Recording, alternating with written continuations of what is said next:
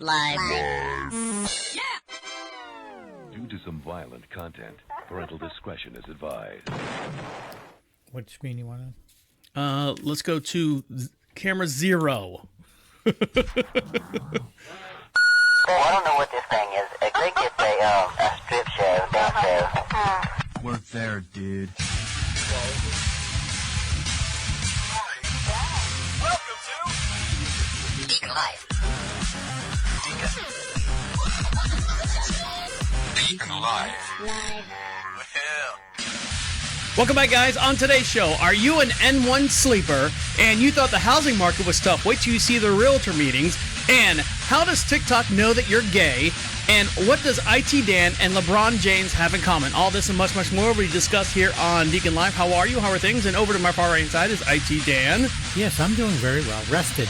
I'm rested. We are broadcasting from the COVIDSapien.com studios. Make sure you check them out and find out all the information from them as well. So, Dan, you say you're rested. Why are you rested? I haven't done much all in the last week at all. You haven't done what? I haven't done much at all. I've just been goofing off. Well, all right, so you've been doing something, though. Yeah, playing video games, and I had to get the title straightened out on my Rogue. What's wrong with your title on the Rogue, Dan? You've got, know, you are not allowed to have vehicles anymore. You can't keep things straight. You lose stuff. You're giving cars away left and right. Yeah. I accidentally signed my title over. Instead of the Honda title, I signed over my Rogue. Because you can't read. Yeah, but I was so concentrating on, I had 2 titles on my desk and I grabbed the wrong one. So everything's fixed and stuff. Yes, but I've made 4 calls to the Department of Motor Vehicles. I've talked to all these people. They said I get notarized forms, all this craziness. Nothing was resolved. I couldn't get a hold of the person that sold me the vehicle back. Right. And then I went to a different registry, and everything went smoothly, and everything's good. Yeah. I don't need to hear that you push the door open, you'll walk through the door. So everything's straight. You're legal now. You can drive around and rob banks, and everyone will know it's you. Yes, but I was illegal for 7 months driving my vehicle illegally. See, that's when you should have robbed banks, Dan. Yes. That's the perfect time to do it. You had the wrong tags on there. They would have said, no, there's no way this 67-year-old man is robbing banks. Yeah, it's a good way to rob a bank when it says lobby closed. Yes. What else you got going on? Anything? We had some horrible luck buying food yesterday.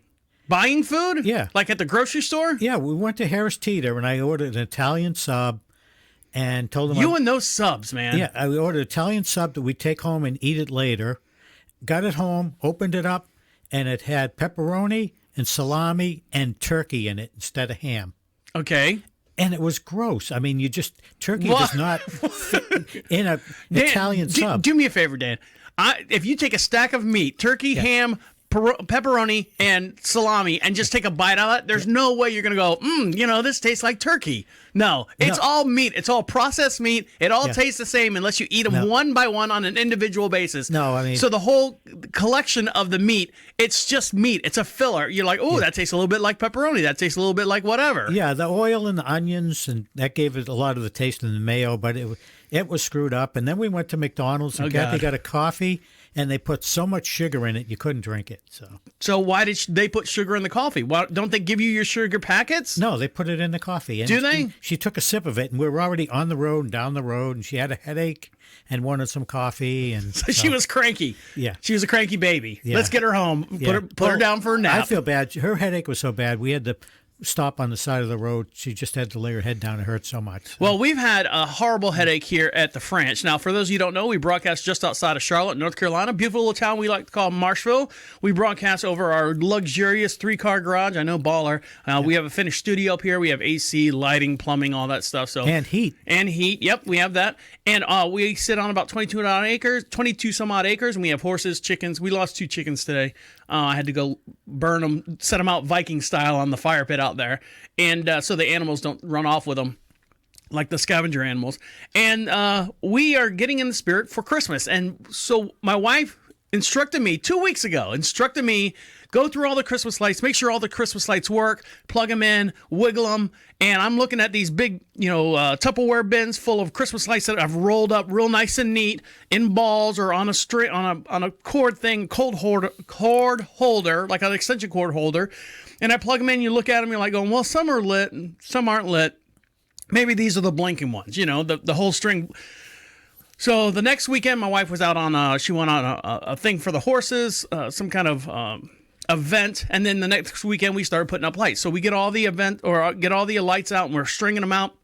And we're plugging them in, and she gets out there. Now, she's the inspector, so she does them all, lays them all out, plugs them in, half the string's working.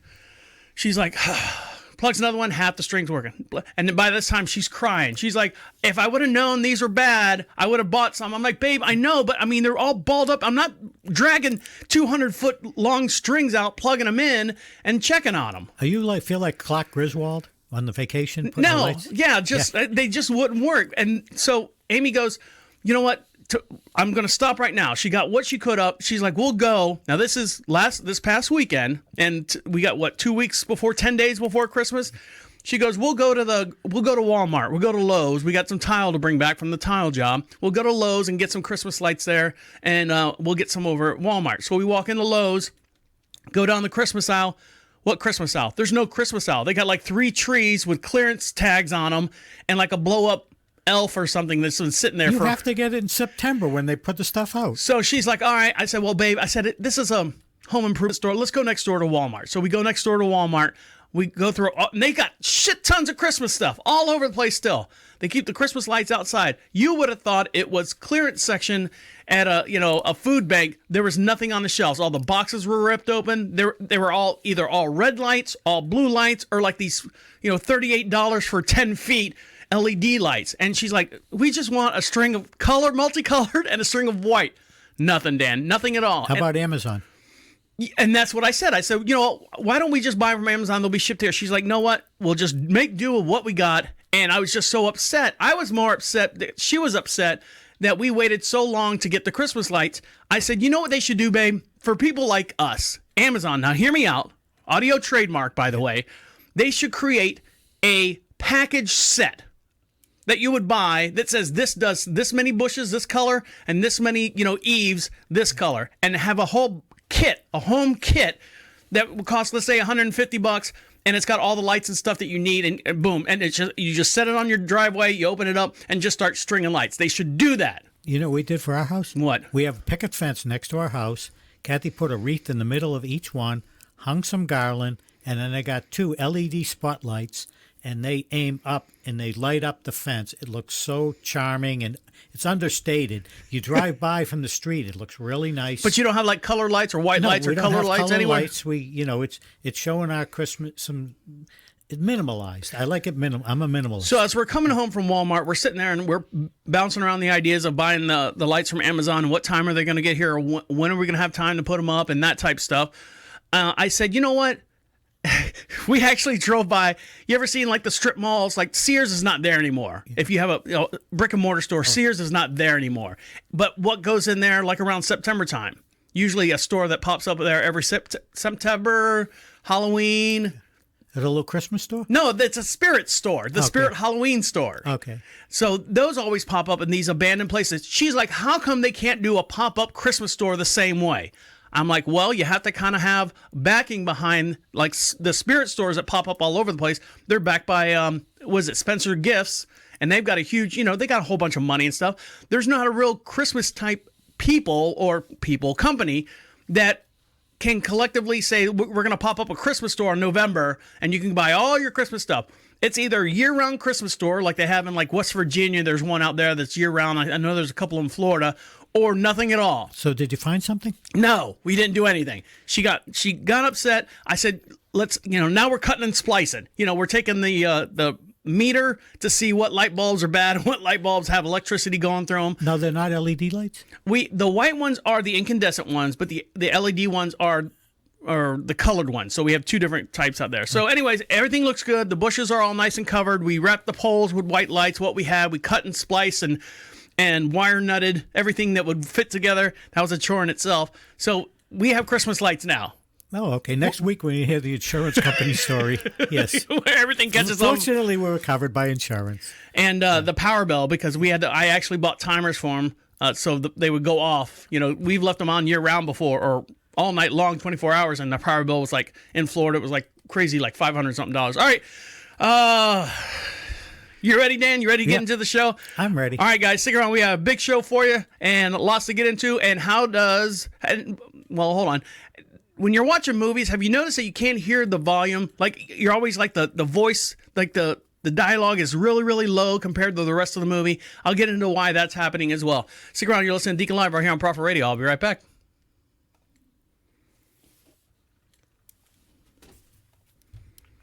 I'll be right back. It's your first one, Dan. 0. 9.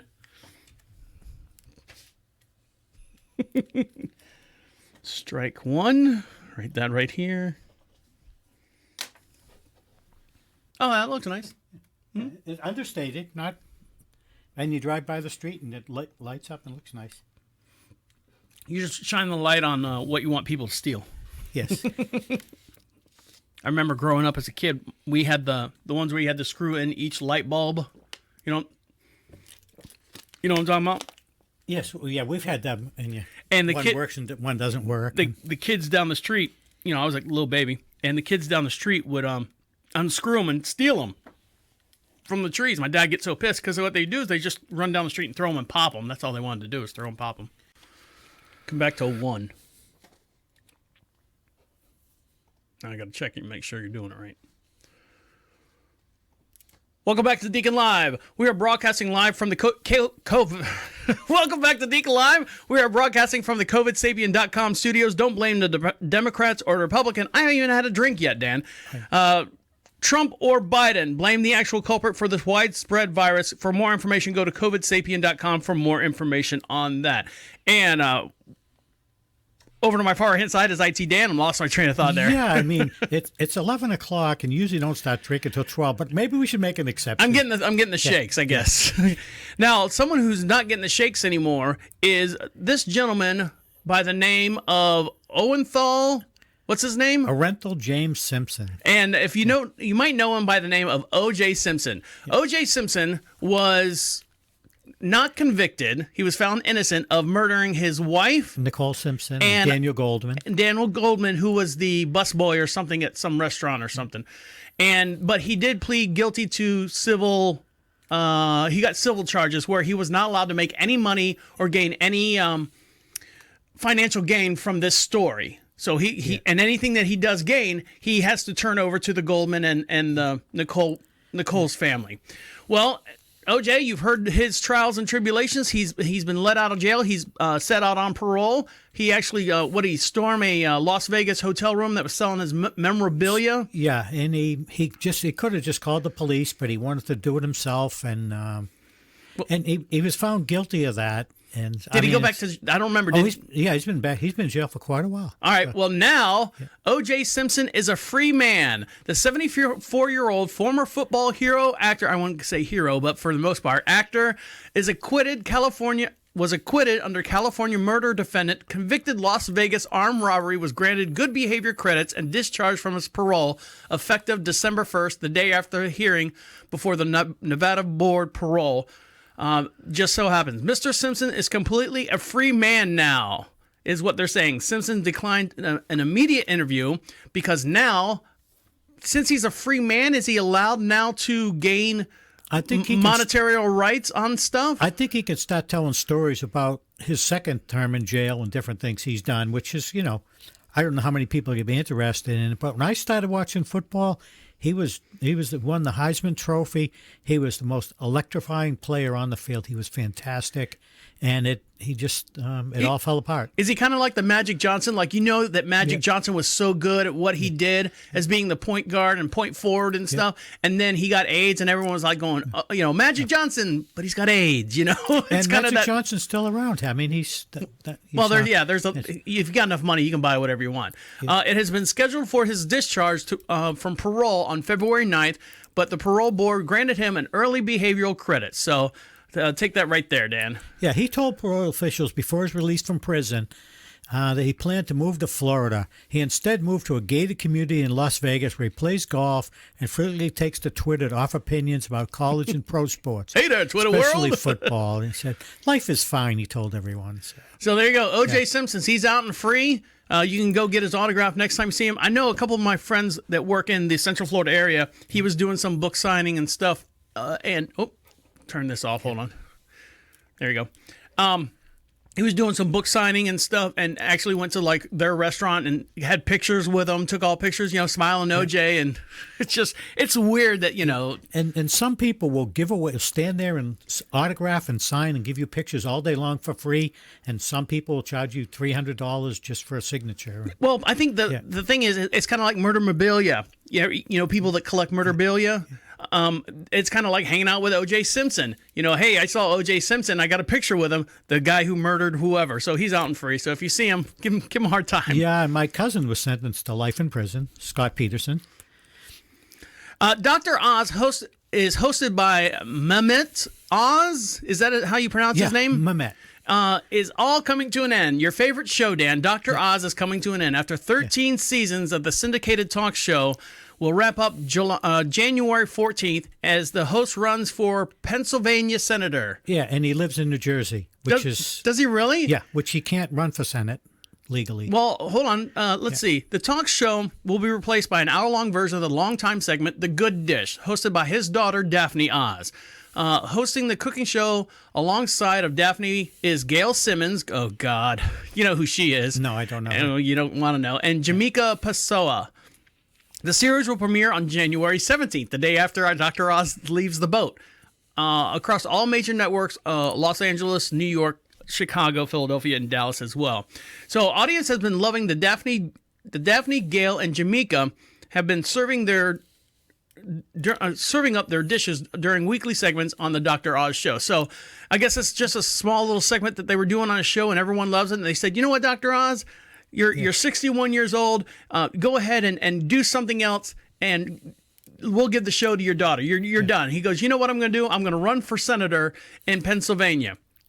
Now let's see if it says anything about him living in New Jersey. He might have a second home, a second residence in New Jersey or in Pennsylvania, I would think. You would think, right? Yeah, well, now it's 2021. Everything's crazy. I know. Everything's crazy, Dan. No, I said insane.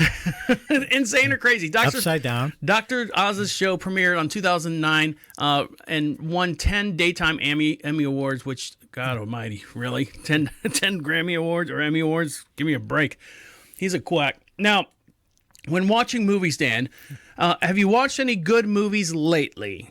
Yes, I've watched some good movies, and I can tell the difference. Some shows are really good with the dialogue and the action. You don't have to struggle to hear the dialogue, but for the most part, it's really tough the way the voices are so low. It's not what I asked you, but thank you very much. I started watching Mayor of Kingston.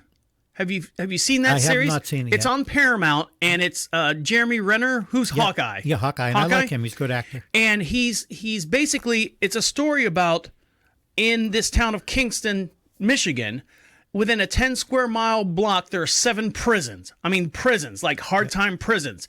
And so what it is Jeremy Renner and the guy from Bloodline, who's the gentleman from Bloodline? The older guy with black hair. Anyways, everyone out there knows who he is. They're brothers, and it's a family business. And what he does is he has total control of the guards in the place. So if they need an inmate moved, hey, can you move my cousin out of this area?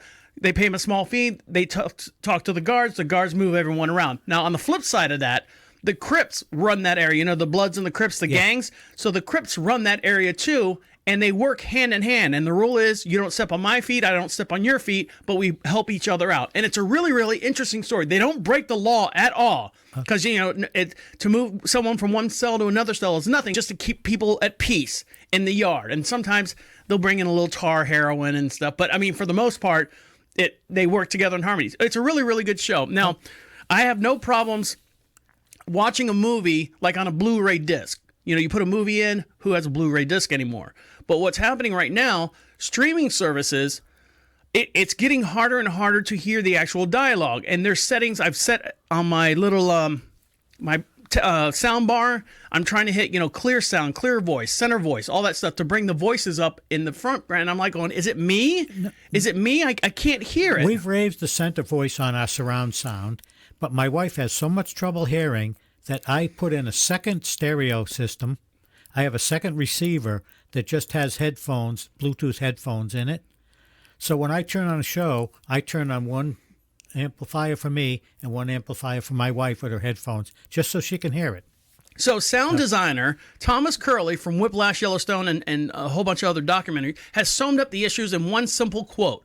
It might fall into the realm of like the Jurassic Park thing, spending too much time realizing they can do all these things digitally which weren't available before. So what they're having a hard time doing is, I say they're having a hard time, before the audio, just like us right here, we record on an analog signal that transfers to you guys listening to us on the podcast into a digital signal.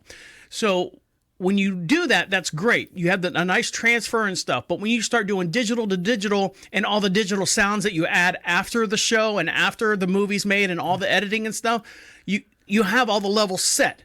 But then you take that and compress it down into a small little ball, and then you put it on Netflix. And Netflix has no idea how to adjust the volume up and down. So you get basically this one big long wavelength file on your thing, and rather than like your Blu-ray has all these different volumes and stuff that you can mess with. Yeah, and my stuff is digital audio that I come out and it plays through 7 speakers, everything, and I still have it. And there's some shows, Yellowstone comes out great, Dexter does, but there's movies I see that are just awful. So there's some shows that have gotten a hold and gotten a grasp on how to stream the digital sound effects, the digital background, and the digital audio in a streaming format. Because normally it's like it's already boxed up for you and it's ready to go. It means someone editing it is doing a job right. And Correct. I think you're correct. People are just...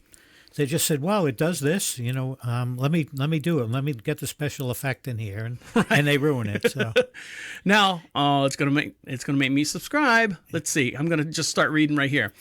So, TikTok, Dan, are you watching TikTok yet? Just very little. No. Now, when you watch TikTok, what are the videos that you stop and watch from beginning to end? What are videos that you watch like from start to finish, or you just scroll? Mostly technical ones. I want to learn this or something I can do in my game to help me out, but.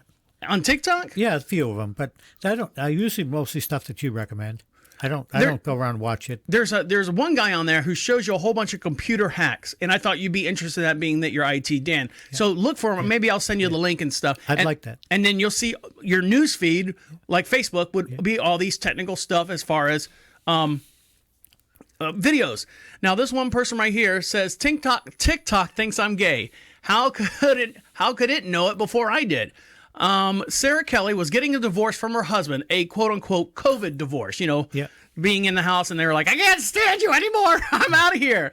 So to take up most of her time, she decided to start watching TikTok videos. So she's scrolling through the videos, and she would watch a video and then scroll through one, and I don't like that one. And all of a sudden, she started realizing that she was seeing all these gay and lesbian videos. Not like sex scenes or anything like that, but like the videos were geared towards gay people or geared towards lesbian. And she started thinking, why am I seeing all these videos? So she'd see pottery and curtains and things.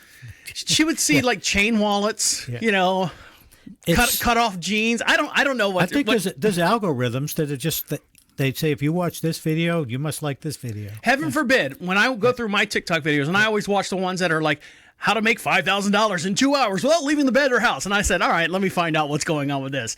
And then for heaven forbid, I stop and it's got a girl, and like, you've seen it, guys, you've seen it up there. And she's got like a long, big, poofy shirt on. And it's like, it just plays this little song, and all of a sudden it goes pop. And then she's like in this bikini. And I'm like, oh, I thought she was going to do something cool. And then you scroll by. I watched that one video one time. All of a sudden I've got like this one comes through and this one comes through. So I have to kind of get out. I mean, I want to see the stuff that I want to see. I want to see this on my TikTok. Yeah, I find similar things sometimes with YouTube. You look at certain things and they think that you want something else. So Sarah Kelly is wondering, and she actually started thinking about it to herself. She's like, why am I seeing all these gay and lesbian videos? And then started doing some inner soul searching and stuff. And she, to this day, she just came out of the closet, but TikTok helped her come out of the closet for being gay. Not that there's anything wrong with that, but... Yeah, well, that's a good ending for her. Then. TikTok knew it before she did. All right, when we come back, before we get into more of the show, we're going to do Up to Speed with Technology with IT Dan. Stick around. You're listening to Deacon Live right here on Prophet Radio. I'll be right back. I'll be right back. 9. I got it. Don't worry. You don't have to do it anymore, Dan. I don't want to pressure you. You got too much on your mind. You ready? I'm ready. Okay. Welcome back to Deacon Live. We are broadcasting live from the COVIDSapien.com studios. For more information on who caused this pandemic, this horrible virus, don't blame our government. Go to COVIDSapien.com studios or .com and find out all the information of who actually spread this virus. For more information there as well. With that being said, more information is always good. We're going to up to speed with technology with IT Dan. Yes, good afternoon. Microsoft is testing voice control in Windows 11. With its new feature, you can control almost every aspect of your PC without ever touching a mouse or keyboard as long as you speak English U.S. language. That's the only one supported right now. Kind of racist or Well, that's where Microsoft originates, and they're trying it out in English first. But you can turn on voice access by going to Settings, Accessibility, and finally Speech.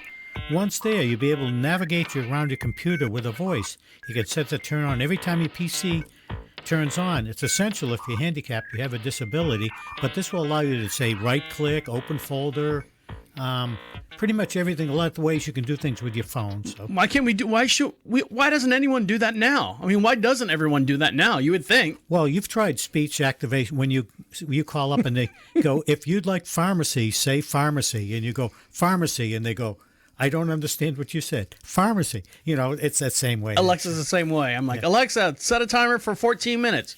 Calling mom now. Yeah. What? Alexa works good with me. Kathy has issues. Alexa doesn't always behave. But that's one thing they're working on now.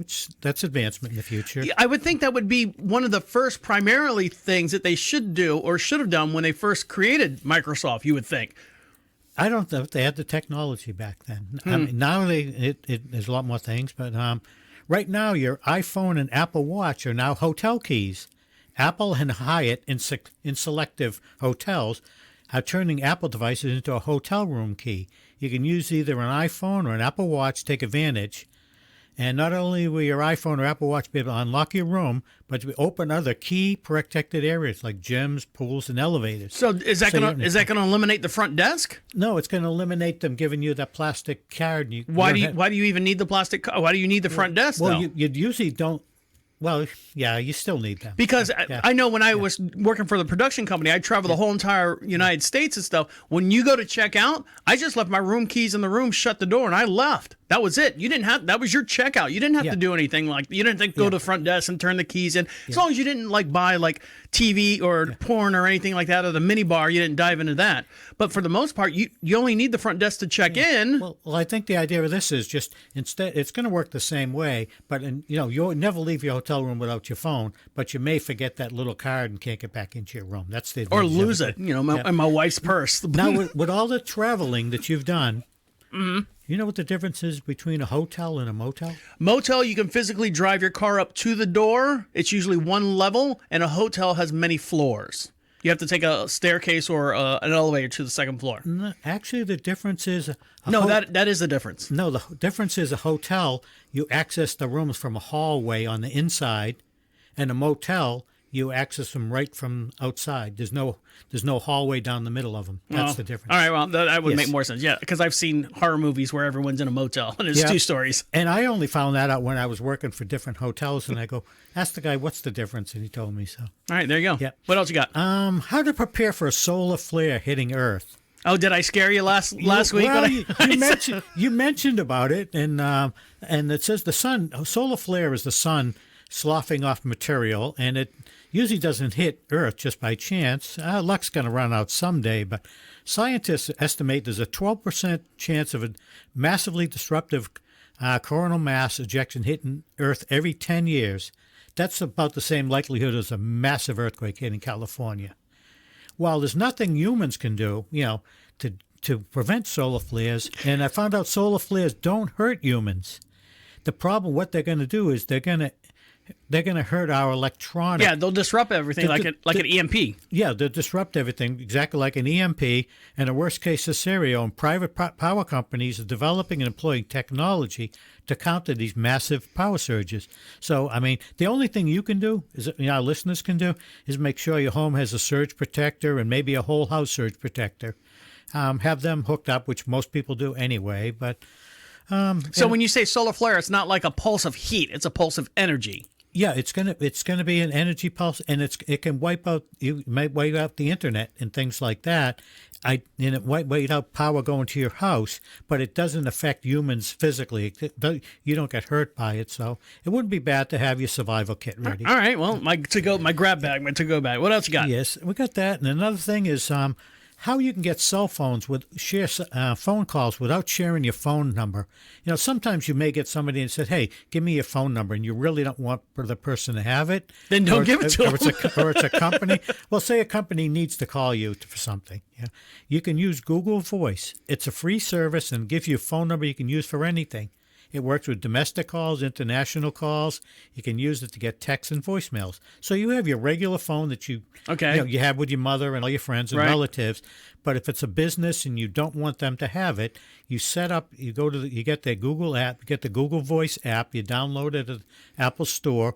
You sign in your Google account names, and then you choose a phone number with your own area code. It's like call forwarding. From a dummy number. Yeah, it's a dummy number, but you won't answer it on your regular phone. You'll answer it on the Google Voice app. Oh, on the app. But it's giving you a second number, For free? Yeah, for free. And you pick the phone number. You know Google's going to have all your information, which they do anyway. So, I mean, privacy is long. That's already, that genie's already left the bottle. Yeah, we've already agreed to give up all our information. Yeah. All right, what else you got? That's about it. That's what's all going on. All right, guys, well, stick around. Dan was talking about those solar flares. Are you familiar with the Parker probe that's going to be launched here by NASA? It's going to be walking on the sun. We'll get into that story as well when we come back. Stick around. I hope they go at night. Stick around. You're listening to Deacon Live right here on Prophet Radio. I'll be right back.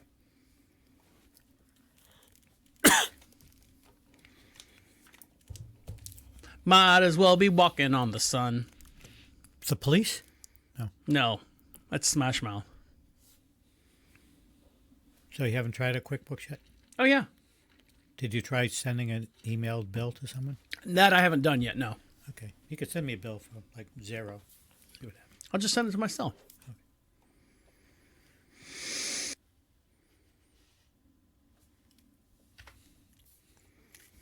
Welcome back to Deacon Live. We are broadcasting from the COVIDSapien.com studios. Check them out. Go to COVIDSapien.com and find out all the information about who actually started this COVID spread virus and stuff and all that. And over there to my far right side, spreading stuff all over the place is IT Dan. Yes, I coughed once. Come on, give me a break. We are broadcasting just outside of Charlotte, North Carolina, a beautiful little town we like to call Marshville. We sit on about 22 some odd acres. We have horses, chickens, cattle, dogs, cats, all that stuff. We lost 2 chickens. They get that thing where I know this is really riveting here. Yeah. They lay an egg just about every day. Okay. Sometimes when the chicken gets old, it'll get the egg won't come out. It'll get compacted. So it basically just has an egg that builds up an egg and builds up an egg, and it can't. Oh. Yeah, it's gotta be painful for. Yeah, it kills its organs and stuff. I know. Welcome to Deacon Live, a lighter conversation. So we have to take those out and make sure that we get rid of them so the little vermin don't go out there and take them away and grab the other chickens. And probably get rid of all the bacteria too. Yeah, it does that too as well. Now, Dan, when you sleep at night, are you a good sound sleeper? Do you have like problems going to sleep or anything? No, not now that I drink wine and I have my purple mattress, everything's fine. So everything's copacetic for you sleeping. Yeah. So right now they say that the human brain can solve harder problems right before it actually falls asleep. So this is what's happening. Have you ever had a great idea right before you fell asleep, only to forget it the next morning after you wake up? New studies say that there's a reason for that. Researchers have discovered that human experience has created this sweet spot right before they fall asleep, publishing this in the Journal of Science Advances. Now, this phase puts the mind in a liminal space between sleep and wakefulness called hypnagogia. Hypnagogia. Yeah, I said it. That's what I said. Yeah. Could hold the key to helping us with coming up with great ideas. So let's see. Where's the one that I said? So read right here. Yeah, the authors of the study based their experiment on a technology famously used by inventor Thomas Edison, who reportedly napped while holding a ball in each hand. As soon as he fell asleep, the balls fell to the floor and woke him up. He said that's where he'd be able to recall new, bright ideas using this method. Similarly, the Paris brain researchers presented a group of study participants with a series of math problems. Then they gave the participants a 20-minute break Those during guys which they too. were allowed to relax in a reclined position while holding an object. If the object fell, presumably after they nodded off, the participants were asked to tell the researchers what they were thinking before they let the object go. They then were given the math problems again. And they solved it. And they solved the problem. Yeah, authors have found out that those who reached what they call an N1 sleep were 3 times more likely to solve problems than those who had just simply stayed awake and tried to muscle through it. N1 sleepers were also 6 times likely to solve problems as participants who sleep in deeper N2 sleep as well. Now, Dan, you're a big fan of the afternoon nap, especially when you were at Home Depot. During your lunch break, you would take a nap, and then when you woke up from your little hour lunch break nap, you would come in the building and felt a little bit more charged, like you got like your brain was thinking clear. Yep, it does, and it's it's like rebooting your computer. But I have found when I'm building something in my house, and I'm not sure exactly how to do it, I'll think about it, and I will take a nap or go to sleep at night, wake up and go, aha, and I got that idea, and I said, I'll do this, and usually it's the best way to do it, and I've many times I've done that. So there you go. So you're a big fan of the N1 sleeping. Yeah. Now, someone who's not a big fan of this, now working at a Home Depot, now, Dan, I retired from a Home Depot back in 2014. I spent about 20 years there on and off, full-time, part-time, went up from just a normal assistant or normal sales floor assistant, system manager, department head. I've done all that stuff. So and they're still in business, which is like incredible. Well, not the stores I was working at. Yeah. Now, we use a time card or digital time clock, and for a while it was your Social Security number, and they had a problem with that because if the system got hacked, everyone would have the Social Security numbers of everyone at Home Depot, and we used a Kronos system, Kronos. Now, they switched it to an employee number, which is somehow, I guess, better. Now, Kronos has recently had a ransomware attack. And how will this improve or impact your paychecks and what we know so far? So right here, Dan. Yeah, a ransomware attack striking one of the largest human resources companies could impact how employees get paid, clock in for work, and track paid time off. HR management company Ultimate Kronos Group confirmed a ransomware attack impacted several services companies used to manage their employees and payrolls. The attack, which UKG discovered on Saturday, infects the Kronos private cloud, which include Workforce Central, which we use at Home Depot, the healthcare and sections, and banking scheduling solutions. And they're working with the cyber actors to assess and resolve the situation. And they've notified the authorities, but they still haven't determined the nature and the scope of the incident. So I don't know if they're going to, how long before they get it fixed. They said that all products linked to the Kronos private cloud are unavailable, and it could take up to several weeks before this service is restored. So can you imagine that? And they're saying it's part of this Log4j, and they're having a problem with this Log4j. Are you familiar with this? I'm familiar with it, and it's something for job. It's nothing that a home owner uses. It's all large companies, and Log4j is something where they would put error logs into it. It just seems that the people who are hacking spend a lot more time trying to find things than the people who are trying to protect their own assets. And right now, the bad guys are winning. So. Well, they got a lot of time and a lot of money to back them up as well. Now, are you familiar with a U-22, Dan? No. U-22 actually has a rover. China has How do you spell that? Y-U-T-U and then the number 2. So it's U-22. Okay. China has a rover sitting up on the moon. I had no idea that they had a rover on the moon. Did you? No, and I was looking at the moon the other day, and I didn't see a damn thing. Well, China's U-22 rover, which was crossing a crater on the far side of the moon, spied a mysterious cube-like structure in November as it scanned the skyline. An unidentified structure seemed to be located about 260 feet away. I said yards before when I was talking to you. 260 feet away when the rover was traversing across the planet, or the moon, as I guess you would call it. They were making its way to what they call the dark side of the moon. Now, you know that the moon actually rotates with us, right? Yes, but the same. Moon, they have the album "The Dark Side of the Moon" by Pink Floyd, right? And at the end of the song, they said the whole moon is dark. Okay, so but the moon itself, the moon rotates with us. It rotates, but the face of the moon always faces us. The same side of the face of the moon faces us at the same time. So there is no real dark side of the moon. It's just a. Anyways. I'm getting down a spiral web here. So what they said is the China had a mission called the chang'e, C-H-A-N-G E changed form mission in 2018, where it reached the moon in January 2019. So they've had this rover up there, and it's been going around, quote unquote, the dark side of the moon, and looking at stuff. So when it peered out, let's see. Do I have a video? I thought I had a video here. Let's go.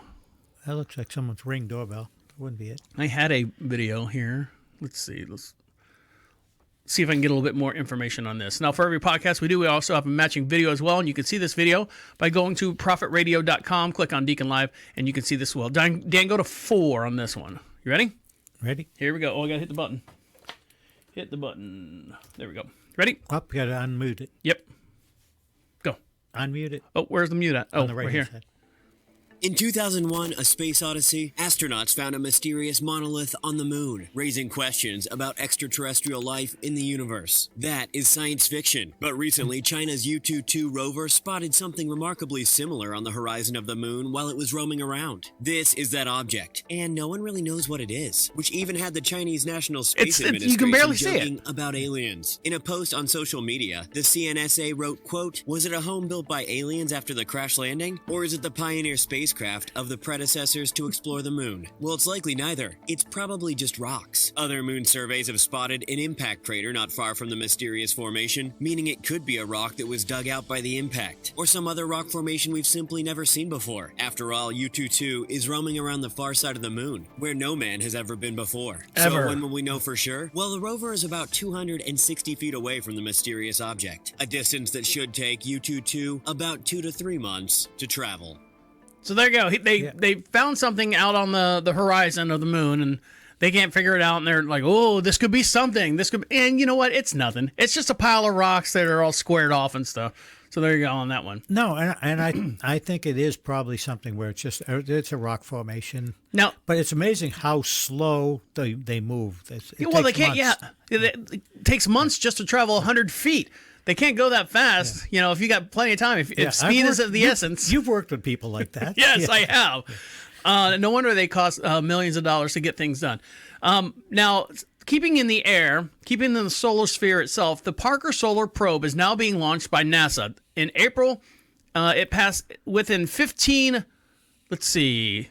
Oh, it's already up there, I guess. So the Parker Solar Probe is touching the sun's monumental moment for solar science and truly remarkable feat. Right here, Dan. Yeah, the sun has a superheated atmosphere called the corona, visible from Earth only during a solar eclipse, that's bound to it by gravity and magnetic fields.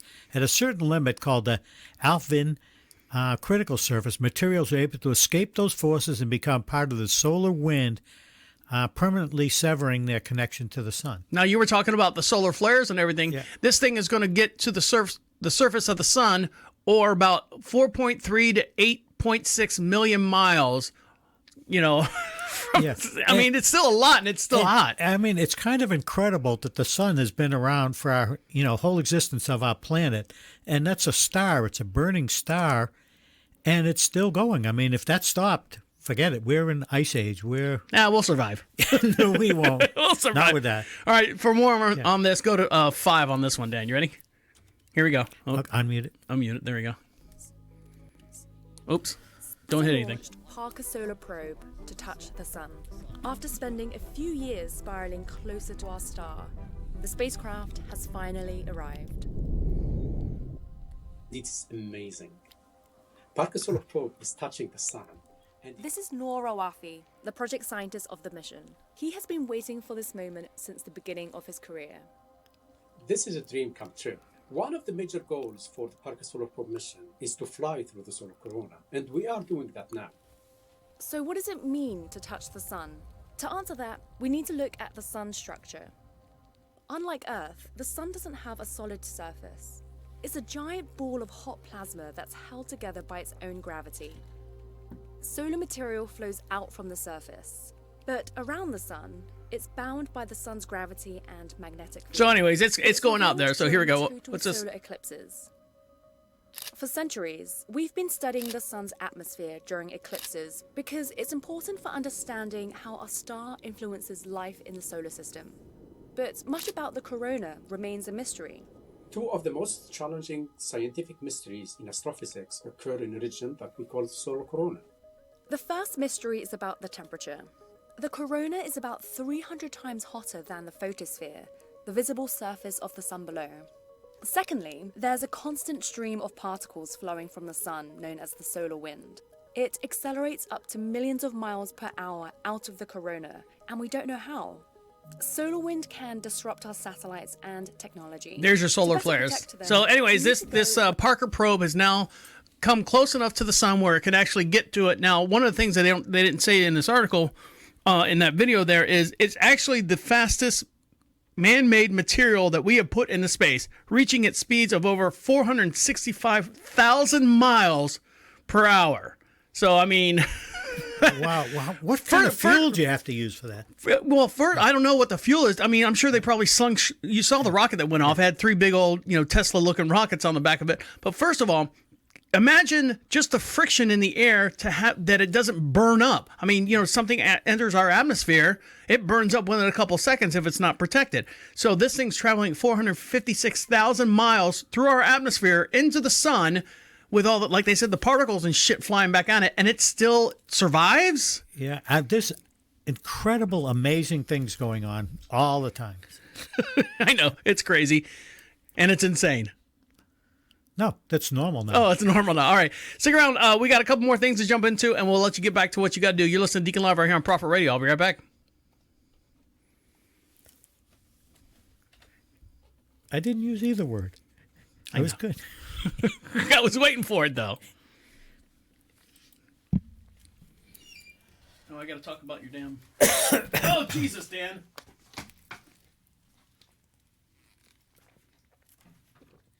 What do you want? Back on 1? No. 0? Leave it. Don't touch it. Unless I ask you to. No. You were up on the microphone when the thing was... And you were breathing and clicking. I was going to say something. I know, but either say it or get away from it, Okay. because all I can hear is you breathing and you were clicking.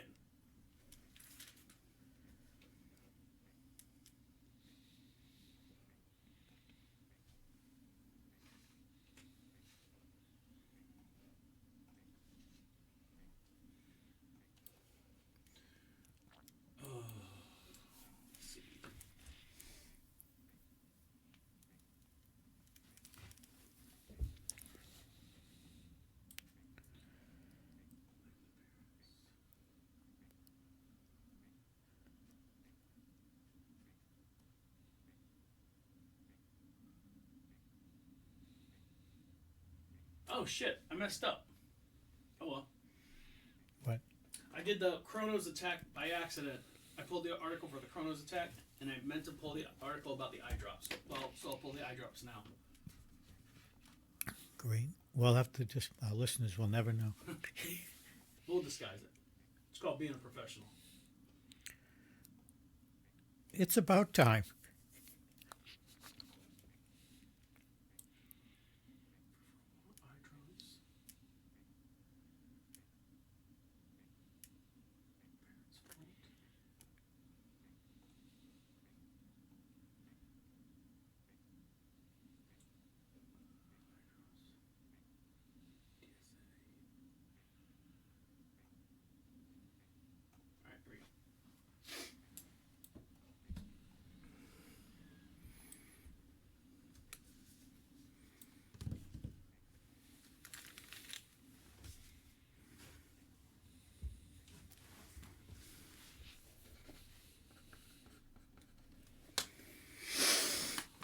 So our last show... Oh, fuck. You know what? I forgot to start...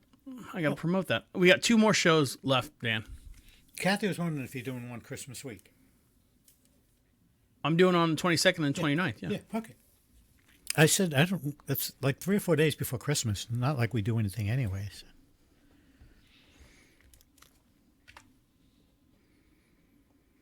Welcome back to Deacon Live. We are broadcasting from the COVIDSapien.com studios just outside of Marshville, North Carolina, beautiful little town. Actually, we are in Marshville, North Carolina, outside of Charlotte, North Carolina. Did I get that right? Yeah. You Google search us, you'll find us. Close enough. And something I forgot to tell you guys is we have 2 more shows before the end of the year.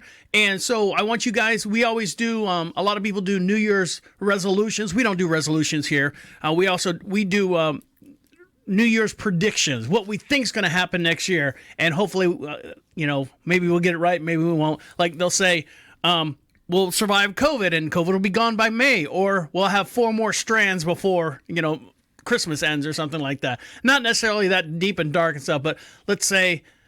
Not a prediction like I'm going to win $1 million, but like something that's going to happen over the whole grand scheme of things. Dan, have you thought of any kind of predictions that you might have this year? Like if we keep doing this is A is going to happen if B is going to happen. I have a prediction we're not going to get any snow in Colorado this year. No snow? No snow in Denver.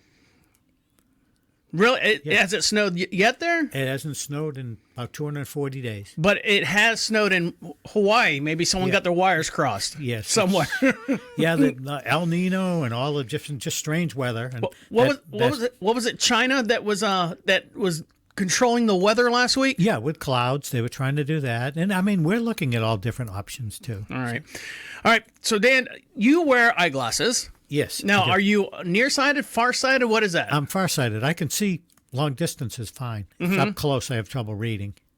So why don't they just call it nearsighted? It's backwards. It's backwards. Well, no, farsighted means my sight works good at far distances. Okay, so farsighted is good. Nearsighted means you can't see far away. Farsighted means you can't see near away. No, farsighted means I can see far away. My far That's what I vision said. is sighted. That's what I said. Yeah. Farsighted means you can see near. Yeah. Nearsighted means you can't see far. Yeah. Okay, got it. Jesus. Is it 12 o'clock yet? I'm dying for one here. Now, studies have shown that these doctors all got together and said, you know what? We need to put these people out of business, and that's the optometrists that are out there. They have created eye drops that could potentially replace reading glasses for millions and millions of people that is approved by the Food and Drug Administration in October, hits the market this week. The drops are called, what is that, Dan? Yeah, pilocarpine, and the marketed as Vuity by pharma outfit Allergen, could come to the aid of some 128 million people who are farsighted. According to the company, 1 drop in each eye can sharpen up close vision for 6 to 10 hours. That's me. I need that. So you can't read close up? Yeah, I can't read. If I take my glasses off, I have real trouble straining. So this would be a great thing because I know her father-in-law, who passed away several years ago, when we were cleaning out his house, Dan, he had reading glasses and it was just him. He had reading glasses. We must have grabbed 30 pair of reading glasses. You know, the ones you get off the shelf. The dollar readers. Yeah, and it says +1 on the side for the prescription level or the magnification level. And he had it all over the place. So these are for people that just continuously buy those, and he was losing them. That's why he buy 37 pair of them and have them all over the house. And the problem is your pupil is flexible. It flexes, but the problem is when you're younger, you're looking all around. Your eyes are moving everywhere. Now everyone's looking at computer screens, television, right? And you're not exercising that eye and flexing it enough so that it can't bend and focus where it should be. The drops work by using the eye's existing ability to reduce the pupil size, like you were saying. Reduce the pupil size expands the depths of field and depths of focus that allow you to focus at different ranges naturally. So let's see. It involved about 750 participants. Everyone said they're great. The drops are aren't the cheapest, but they're, pretty much expensive.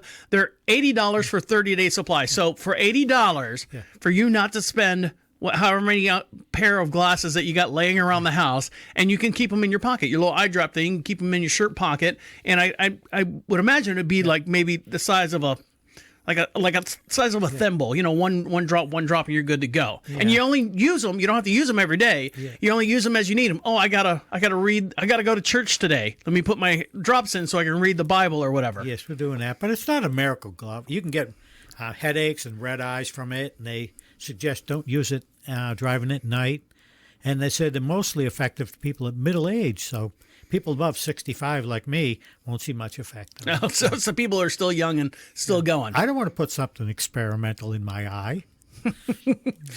Now, we were talking about traveling the world and checking out of hotel rooms and the new protocol and everything that's going on. Dan says you're going to be able to open up your door with your iPhone and stuff. Now, one of the things that we still need as far as traveling and stuff is TSA. Now, nearly 7,500 firearms have been confiscated by the airport security TSA in 2021. This is the highest number since its inception. A whopping 5674 what is that? Whopping 5,674 guns. were stopped in 21 alone. The agency told CBS News on Monday that the vast majority of weapons, 85%, were loaded with ammunition. Now, here's the top 3 cities that they found the guns in. Stupid articles here. There we go. Yeah. It's Atlanta, Dallas, Fort Worth, and Houston. So Atlanta, Georgia, and 2 cities in Texas. That's where the most guns are coming out of. And how do you feel about that, Dan? It sounds like those are blue states to me. Yeah. It's I can't believe that you're not supposed to bring a gun in the airport. I can't believe I can't believe you. I could say maybe 10 people because they forgot that it was in their suitcase or something. But why are you traveling with a gun in the first place? Because you're afraid.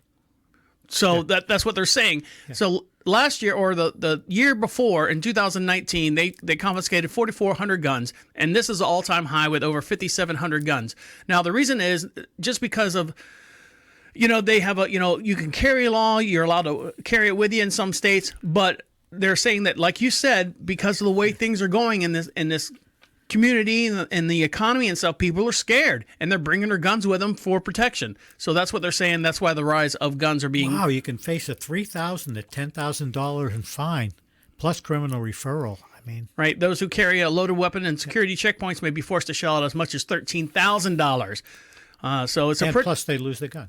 Yep, it's a pretty costly mistake. So be careful out there if you're traveling. Make sure you got the gun out of your junior's backpack that you were hiding it in there. And make sure you're not bringing your gun. Now, can you carry your gun? Here's a question for you: is there a way for you to carry your gun in your check-in luggage?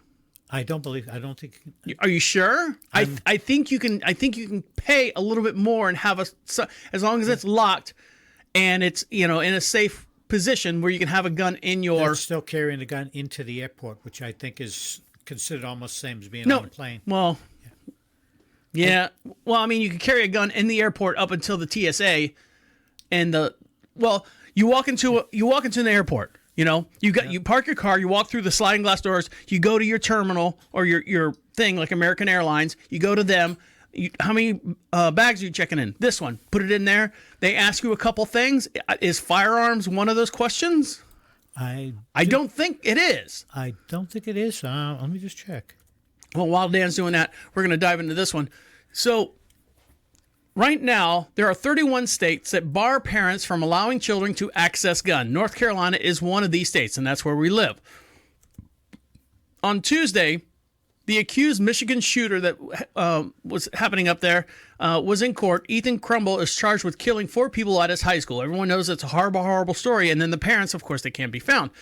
His parents are now being faced with involuntary manslaughter charges themselves. Not for hiding or anything, but this is a new rule that's coming out there that's being held to a more court level. That if your child possesses a gun and does a crime spree, or not a crime spree, but shoots up something, the parents are responsible for the shooting in a unassisted manslaughter charge. So right here. Yeah. Yes. In North Carolina, parents can be held responsible if their child is an active shooter. Depending on the situation, more charges could be brought if the prosecutor sees fit. According to Giffords Law Center, there are no child access prevention laws at the federal level, and federal level does not generally require gun owners to store their guns safely. However, there are laws in 31 states that bar parents from allowing children access to guns. North Carolina is one of those. So I mean, that if you do your job as a parent and the gun is locked up and safe, you're all set. So what if the kid gets a gun from little Timmy next door and goes on a shooting spree? I don't think you're going to be responsible. So if the parent's gun, if I have a gun here, and if I had a little Timmy, if I had a child and little Timmy grabbed the gun and went on a shooting spree, I'd be held responsible. Yes, Travis Jr. would be held responsible. You may transport unloaded firearms in a locked, hard-sided container as checked baggage only. So, and you have to declare the firearm or ammunition to the airline when checking your bag at the ticket counter. So you do have to say, I do have a loaded gun, or I do have a gun. I have an unloaded gun. It's in a case and it's locked, and that will be carry-on luggage, so you can bring it from one place to the others. Well, so there you go. I mean, I would think that, somehow hunters, people travel, from Florida to North Carolina, and they fly and they bring their rifles, to hunt. So, I mean, there's got to be something there in the sense. Now, in the same sense, I hope these people in Atlantic City did not bring any firearms to this party. And let's see, a video shows a free-for-all brawl during a real estate convention in Atlantic City, New Jersey casino. Oh, God, here we go. This is from Black digital media brand, Black Entrepreneurs. According to the press in Atlantic City, free-for-all fight occurred in Harrah's Resort just before 3 a.m. last Tuesday, and the violent confrontation was caught on video and posted to social media. A Twitter user with the handle of Beaten the Bookie posted this clip on his account. Now, if you want to see this video, I'll change it then.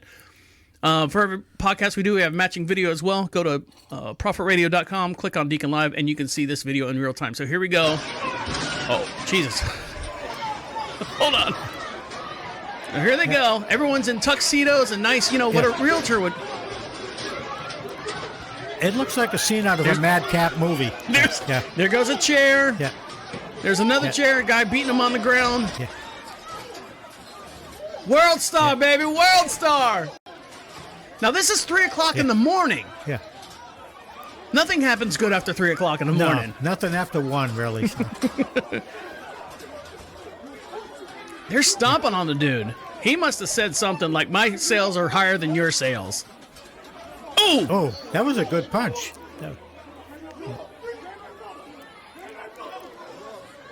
And you would think that these people would have some type of, get out of there. But instead of people breaking it up, they're all, let's see who can get the best video. Jesus. Footage of the brawl shows various men in suits pummeling each other and reportedly not giving any reason for the incident taking place. One man was seen hitting another one with a chair, and other people were also seen hitting, punching, kicking, jumping as a man laid down on the ground to protect himself.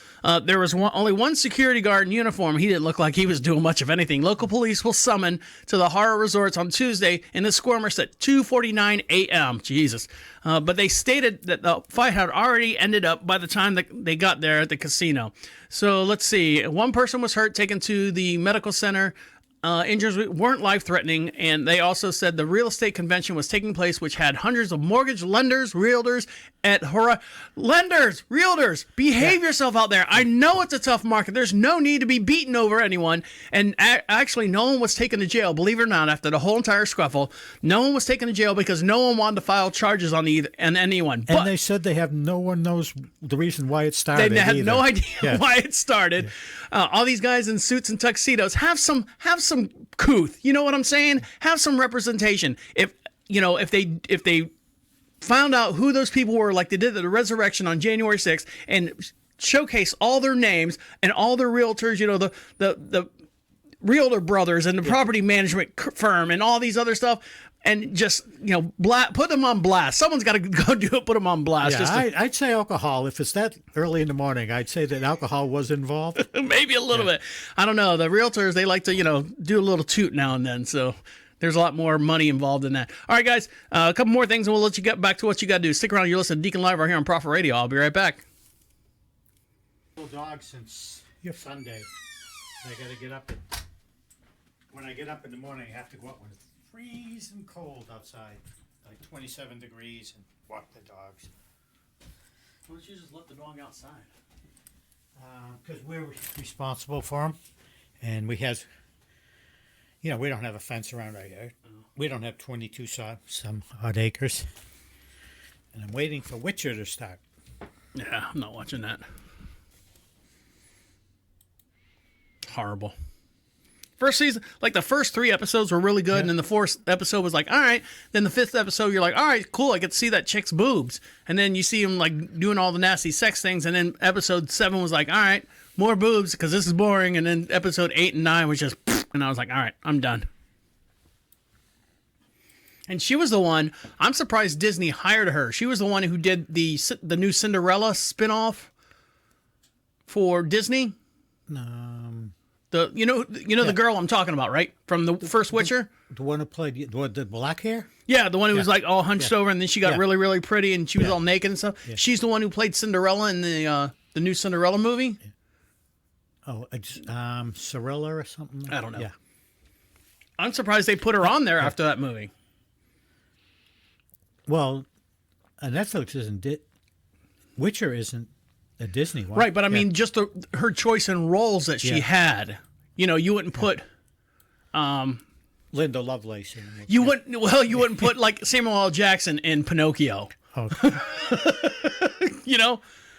I bet you if I look up and it said Samuel Jackson was in Pinocchio. Well, actually, I take that back because Samuel L. Jackson was in Star Wars, which is owned by Disney. Yeah.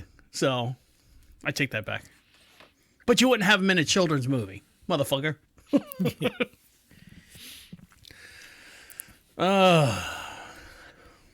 Welcome back to Deacon Live. We are broadcasting from the COVIDSapien.com studio just outside of Charlotte, North Carolina. Beautiful little town we like to call Marshville. Got it right that time. Yes, you got it right. And over on my far right-hand side is IT Dan. Yes, it's good, and it's Miller Lite time. It is Miller Lite time, and I want to talk about your test that you took here, Dan. Yes, you gave me a whole week to do this test. So this is your dementia test, right? Yeah. How come it's all written in crayon? Yes, I'm not allowed anything sharp.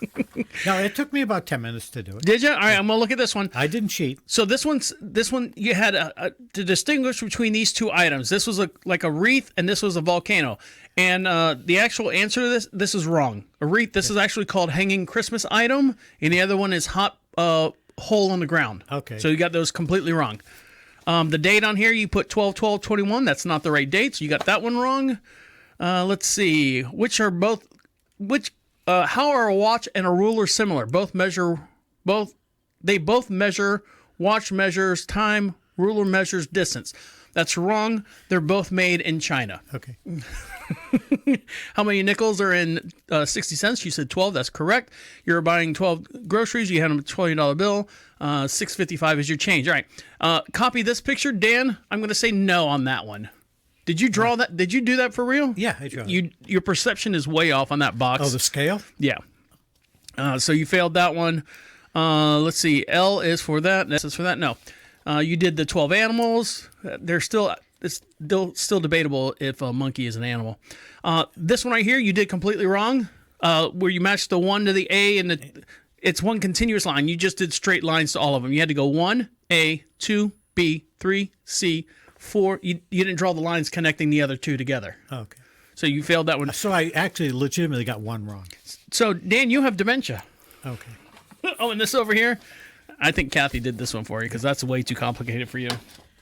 So there you go.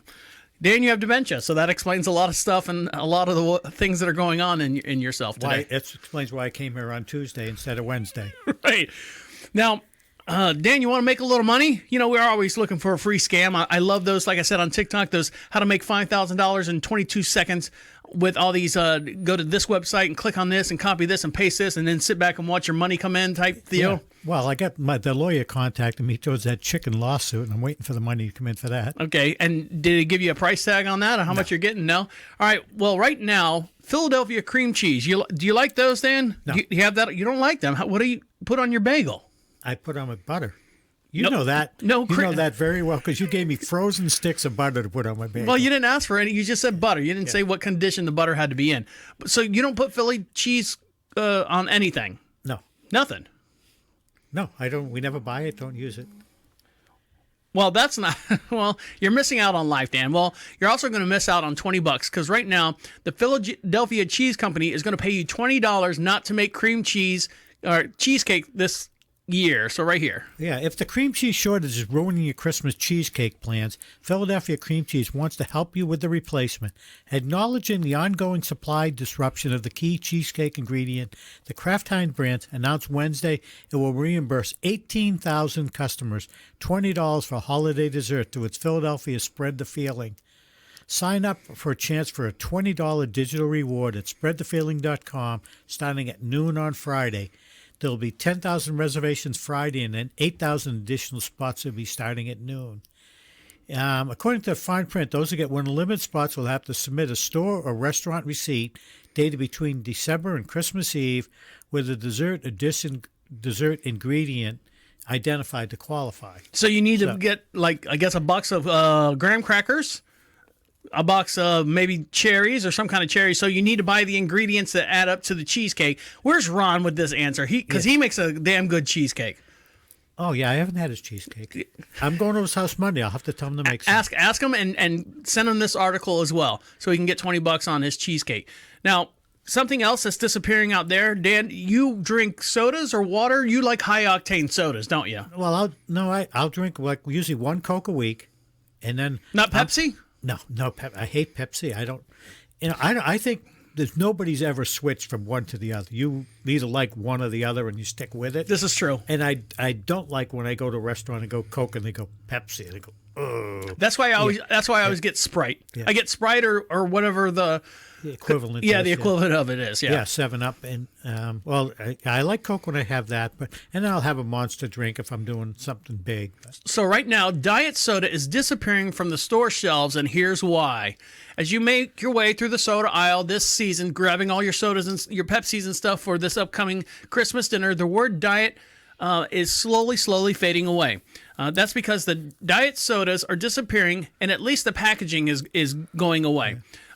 Instead, you'll start seeing stuff with their new branding called Zero Sugar. Zero Sugar is replacing diet and many no-calorie soft drinks. Canada Dry and Schweppes Ginger Ale, 7-Up A&W, and Sunkist, made by the Keurig Dr. Pepper, is now labeled their diet drinks Zero Sugar. So it's still the same brand, but they've taken away the packaging. So right here, Dan. Yeah, younger people just don't like the word diet, said the marketing officer at PepsiCo. It said Pepsi rebranded Pepsi Max as Pepsi Zero Sugar in 2016 and then is investing in its Zero Sugar offerings over the past few years. But no Generation Z wants to be on a diet, adding the company is going to continue to innovate and support that business. But the taste for the word diet doesn't signal aversion to no-calorie beverages. The diet segment includes Diet Zero, has ballooned since it first hit the mainstream in 1960s. So I mean, the diet carbonation market's got 11.2 billion just last year. So if we could create our own soda, Dan, and just even if we get a 10% of the market, we would still be pretty rich. Yeah, we'd be well off. So. Even if we got 4% of the market. But my question is, if they don't have sugar, what kind of chemicals are they putting in it? Well, they're putting that aspartame in it. They put what's the other stuff that we did a show a couple weeks ago that they found out the additive that makes it, the sweet stuff, actually makes you hungrier because your body's craving that sugar that's missing out of the thing. So zero sugar, I just stay away from all of it. I rarely have one. I might have one or two a month, maybe. I'll have one Coke a week. Maybe, and sometimes not that I turn around and said, "Okay, it's Tuesday, I got to have my Coke." But I think we're a different generation. You and I are two totally separate generations. I grew up on my mom would just drink Diet Pepsi all the time. That's all we had in the house was diet. You probably didn't have, as a kid growing up, having diet sodas because they didn't come out until like the 60s and they were real popular. We didn't have anything to drink except water and milk. Water and mud. We had no tonic in our house. It wasn't until I got my driver's license that I could venture out into the world and get Coca-Cola. And we would walk down to the store and get Coke. You'd pay 15 cents for a cup. It would be a paper cup that they dispense out of it, and we could get Coke out of that. And we'd get, but I never had Coke. We never had Coke or anything in my house. So there you go. Like I said, I drank it a lot. I used to drive a truck and drink a case of Coke a day. Oh, really? 24 bottles, the small glass bottles, 10-ounce bottles. Well, that explains a lot, Dan. Yes, we're doing that. Now, something that's going to explain a lot, Dan, I do Robinhood, trying to get rich quick, trying to buy the penny stocks. That's how Robinhood got started. They started recently getting into like the cryptocurrency. Now, I think it's almost been a full year where that whole Dogecoin, DOGE coin came out. And there was a big press release, it was making fun of it, and it was like not really real currency, but now it's taking off. And I say taking off, I think it's floating around, 15 cents a share or something like that. But Bitcoin, when it first came out, its very infancy was like 7 cents a share back in, I think it was 99 99, 2001 when Bitcoin came out, and then it just took off. And of course, it sits around 45,000 now. I've got time to wait, Dan. I got time to wait for Dogecoin to come out and come up, and I think it's going to come up a lot faster now because Tesla is accepting Dogecoin for merch payments. That's good news for all Tesla stock, and also double good news for anyone having Dogecoin right now. See, I have Tesla stock. Oh, so I mean, dollars for dollar. I mean, you might increase, 50 cents per share as my Dogecoin is going to jump $2 per share. So take it right there, Dan. Yeah. Yesterday saw crypto investors brace for momentum as Tesla CEO Elon Musk touted the utility of Dogecoin over Bitcoin as a means of making purchases. While this didn't do much to send Dogecoin prices up, news this morning has done exactly that. Musk tweeted that Tesla would start accepting the popular meme coin as a form of payment for company merchandise. But would they... That's just merchandise, not for the vehicles, though, right? No, but I mean, it's got to start somewhere. Yeah. You got to start somewhere, and let's start small. They got to process all this Dogecoin. The tweet may be vague, but it doesn't seem to matter to investors. Many were quick to respond favorably to the news. Dogecoin prices soared as much as 25% following the announcement. And I just showed you that huge graph, tick. Yeah, that huge tick on mine. So I went from, I think I have 479 Dogecoins to, and I bought some more. So I bought another. I got like 1,000 something Dogecoin now. So even if it hits $1 per, I'm good. I only spent maybe $15 on the whole Dogecoin. If it hits $1 per share, I'm good. But I wanted to go to 10,000. You're going to still stay here, right? I'm not retiring. Okay. I'm not retiring off that one. Okay, our listeners can rest assured. So. All right, one more thing. Here we go. So, Dan, the old COVID thing, I don't know who to believe anymore. I don't know what to believe anymore. We went from COVID-19 to Delta, and we're a pretty light and fluffy show here. We went from COVID-19 to the Delta variant to now, what's the new one that's out now? Oh, I can't keep track of it. Omicron, and they said it's not as deadly as the other one, but it's twice as spreadable and yada, yada, yada, and all the other stuff. So, I mean, I literally just give up. I'm secluded in my little place, my little world right here. Dan's the only one that comes over, and I have to sterilize him in a tent bath outside. But right now, researchers have developed a chewing gum from lettuce that can neutralize the SARS-CoV-2 in the saliva. So what this is saying is, if you have COVID, if you chew this gum, it's almost like a condom for your mouth. It's kind of like God damn it, what's the minoxidil? What's the anti-spermal stuff that's on condoms? Minoxidil 9, that's what it is. Dan has no idea what I'm talking about. But it's spermicidal for your mouth is all it is. It keeps the germs, if you've got SARS or COVID or anything like that, from spreading into other people. So right here, Dan. Yeah. SARS-CoV transfers the droplets and aerosols produced when a person with the virus talks, breathes, or sings. This is called aerosol transmission. Therefore, reducing SARS-CoV transmission involves masking, physical distancing, and using air filters. The saliva of both symptomatic and asymptomatic people with SARS contains a high SARS-CoV-2 viral load. This salvatory viral load with COVID-19 symptom severity, a higher load has associations with more... Oh, I'm sorry. I moved it on you. With more severe symptoms, So I guess this gum is supposed to relieve it. They're still going to do clinical studies. Yeah, it neutralizes. If you have COVID is spread aromatically through your saliva, and what it does is it neutralizes that in your saliva, so it's dead when it gets in the air or something. But it usually comes in through your nasal and it's up in your... Right. It gets infected. But if I have COVID and I talk to you and you breathe in my COVID breath, then you'll have COVID. So this neutralizes whatever you got going on in your mouth. If you got a big opera singer and you throw a couple sticks of this cabbage gum in your mouth and you sing la la la la la, no one around you supposedly is supposed to get COVID or SARS. Anything we could do to stop COVID is good with me. That's my feeling. All right, guys, we got one more thing to jump into. What does IT Dan and LeBron James have in common? I know what it is, and it's not what you think. So stick around. You're listening to Deacon Live right here on Prophet Radio. I'll be right back.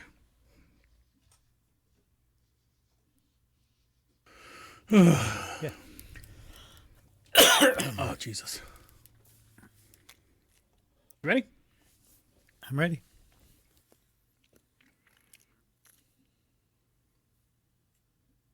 What? Nothing. He had a weird look. I always have a weird look. Welcome back to Deacon Live. We are broadcasting from the COVIDSapien.com studio. Make sure you check them out. Go to COVIDSapien.com for all the information on the COVID virus and who to blame for the whole pandemic. And over to my far hand side, things I blame all the time is on IT Dan. How are you? Yes, I'm used to it. I get that at home, too. Now, I'm just not used to seeing that weird look. Now, That's Dan, all. have you bought me my Christmas present yet? I was thinking of it. Now, have you had people that give you Christmas presents and they give you like the scratch-off tickets? Here's $5 worth of scratch-off tickets, and then you're like going, "Oh, great! You spent $5 on me." But when it pays off, you're like, "Hell yeah! I won! I won!" I think I got it once someone's given me. Did you? I mean, did you win anything? Didn't win anything. No. Crap. I don't win anything anyway, so it doesn't matter. Amy used to win all the time, but she had not a scheme.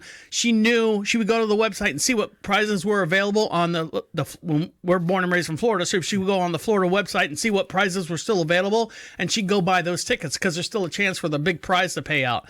And she would win all the time. I think $800 one time, $1,100 one time. I won $1,000 once. I had to go to the headquarters.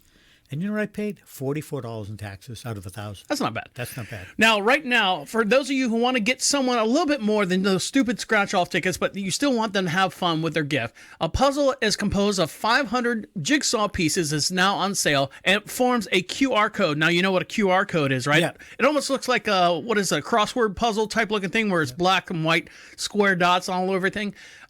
Once you've completed the whole entire QR puzzle, you scan it with your smartphone. Now, I guess everyone's different, or every puzzle's different with a QR code, and then you send it in with a secret prize to the website where you bought the QR puzzle from, and you have a chance of winning, let's see, $30, $40, $50, or the grand prize of up to $1 million. And the way you do that is, let's see, $1 million prize for sale for $25 for the holidays. And let's see, does it say what website to go to? Shop.tmz.com, which is the same place that was selling that stupid drone thing. That stupid drone thing, yes. And no one has sent me any pictures of those drones. No one has sent me anything like that. So yeah, that's it right here. So it's $25. It's 15 by 15 size puzzle. So there you go. So get those in. And something I forgot, I keep forgetting to say get these in, is get your New Year's predictions in. And the way you do that is go to profitradio.com, click on Be Heard. There's a little blue bar, opens up a microphone on your tablet, your smartphone, your computer, wherever you're listening to us at. And you can leave us a voicemail and a voice message, and it comes right to our inbox, and we'll play it on the very last show of the year. Your predictions for 2022, get those in as quickly as you can. Now, no one would have predicted this. Rap artist Flavor Flav nearly crushed to death by a rock. Now, when I say a rock, I'm talking about a huge boulder. Driving home in Las Vegas from Las Vegas to Los Angeles nearly turned deadly for Flavor Flav. Now, you don't know who Flavor Flav is, right? No, I'm not. If I show you a picture of him, do you recognize him? He's the guy with the big clock around his neck. They all look the same. I can't. The rappers all the same. Dan, that is a horrible thing to say. Yeah. You take that back right now. Okay. I'm sorry. Flavor Flav is completely different than everyone else. He's got a clock around his neck. Okay, that's how you can tell apart. And he's got gold. I think he's got gold teeth. He did it one time. So he was driving down the road, and right in the middle of a rainstorm that just happened, freak accident in Las Vegas. He was driving around one of the mountains and stuff, and a rock slide, came down. All the boulders came coming tumbling down, and slammed into the side of his car. If he was 5 feet forward or 5 feet back, he would have been crushed by these boulders. So let's see, right here. Yeah, the rep went to say if Flav had been just a few feet in another direction, the boulder would have killed him. The rapper is physically fine, though mentally shaken up. His car was totaled, but his team was able to get AAA to the scene, and he was safe. He was mentally shaken up before this whole thing happened, I'm sure. Yeah, I mean, there was a guy from Electric Light Orchestra, and one of those round bales of hay rolled down a hill and landed on top of his truck and killed him. Really? Yeah. Squished him dead? Squished him dead. Dead as a doornail. All right.